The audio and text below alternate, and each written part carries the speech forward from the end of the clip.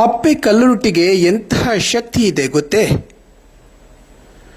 7 ವರ್ಷ ಮಕ್ಕಳಾಗದ ಪುತ್ರಿಯೊಬ್ಬರ ಸಲುವಾಗಿ ಆಕೆಯ ಅಮ್ಮ ಪನೋಲಿಬೈಲ್ ಕಲ್ಲುರುಟಿಗೆ ಹರಕೆ ಹೇಳಿ ಗಂಡು ಮಗುವೊಂದು ಜನಿಸುತ್ತದೆ. ಆ ಬಳಿಕ ವರ್ಷವೂ ಆ ಕುಟುಂಬ ಮುಂಬೈನಿಂದ ಬಂದು ಅಮ್ಮನ ದರ್ಶನ ಮಾಡಿ ಅಗೇಲು ಸೇವೆ ನೀಡುವುದು ರೂಢಿಯಾಗಿತ್ತು. ಆ ಅಕ್ಕನಿಗೆ 2ನೇ ಮಗುವನ್ನು ಕೂಡ ತಾಯಿ ದಯಪಾಲಿಸುತ್ತಾಳೆ. 2 ಮಕ್ಕಳನ್ನು ಸೇರಿಸಿಕೊಂಡು ಊರಿಗೆ ಬರುವಾಗ ಅಂದು ಗಂಡನಿಗೆ ಬರಲು ಸಾಧ್ಯವಾಗಿರಲಿಲ್ಲ.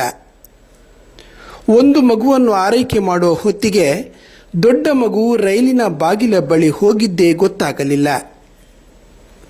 ಮಗು ಎಲ್ಲಿ ಎಂದು ಚೀರುತ್ತಿದ್ದಾಗ ಯಾರೋ ಒಬ್ಬರು ರೈಲಿನ ಎಮರ್ಜೆನ್ಸಿ ಚೈನ್ ಎಳೆಯುತ್ತಾರೆ.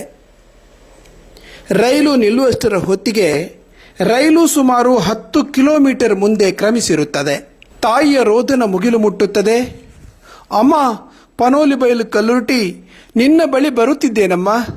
ನೀನು ಇರುವುದು ಹೌದಾದರೆ ನನ್ನ ಮಗುವನ್ನು ಬದುಕಿಸಿಕೊಡು, ನೇರ ನಿನ್ನ ಸನ್ನಿಧಾನಕ್ಕೆ ಬರುತ್ತೇನೆಂದು ಕಣ್ಣೀರ ಕೋಡಿ ಹರಿಸುತ್ತಾಳೆ. ಇತಿಹಾಸದಲ್ಲಿ ಪ್ರಥಮ ಎಂಬಂತೆ ಹಿಂಬದಿಯ ಮೊದಲ ಕ್ರಾಸಿಂಗ್ ವರೆಗೆ ಲೋಕೋ ಪೈಲಟ್ ರೈಲನ್ನು ರಿವರ್ಸ್ ಚಲಾಯಿಸುತ್ತಾರೆ. ಮುಂದೆ ರೈಲಿನ ಸಿಬ್ಬಂದಿ ಸೇರಿದಂತೆ ಇತರರು ಸರ್ಚ್ ಲೈಟ್ ಹಾಕಿದಾಗ ಪೊದೆಯೊಂದರಲ್ಲಿ ಮಗು ಕಾಣಿಸುತ್ತದೆ. ಹತ್ತಿರ ಬಂದು ನೋಡಿದರೆ ಮಗು ಕಣ್ಣು ಮುಚ್ಚಿರುತ್ತದೆ. ತಾಯಿಯ ರೋದನ ಮತ್ತಷ್ಟು ಹೆಚ್ಚುತ್ತದೆ. ಆದರೆ ಅಮ್ಮನ ಪ್ರಭಾವಲಯದಲ್ಲಿ ಮಲಗಿ ನಿದ್ರಿಸುತ್ತಿದ್ದ ಮಗುವಿಗೆ ನಿತ್ರಾಣವಾಗಿದೆ. ತರಚಿದ ಗಾಯದ ಹೊರತು ಬೇರೇನೂ ಆಗಿರಲಿಲ್ಲ. ತಕ್ಷಣ ಕಣ್ಣು ಬಿಟ್ಟ ಮಗು, ಎಲ್ಲಿ ಅಮ್ಮ ನೀನು?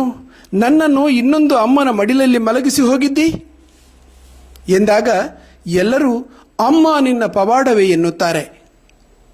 ಅವಳು ಮತ್ಯಾರೂ ಅಲ್ಲ, ಕಲ್ಕುಡ ಸಹಿತ ಶಕ್ತಿಯಾದ ಪನೋಲಿಬೈಲು ಕಲ್ಲುರುಟಿ.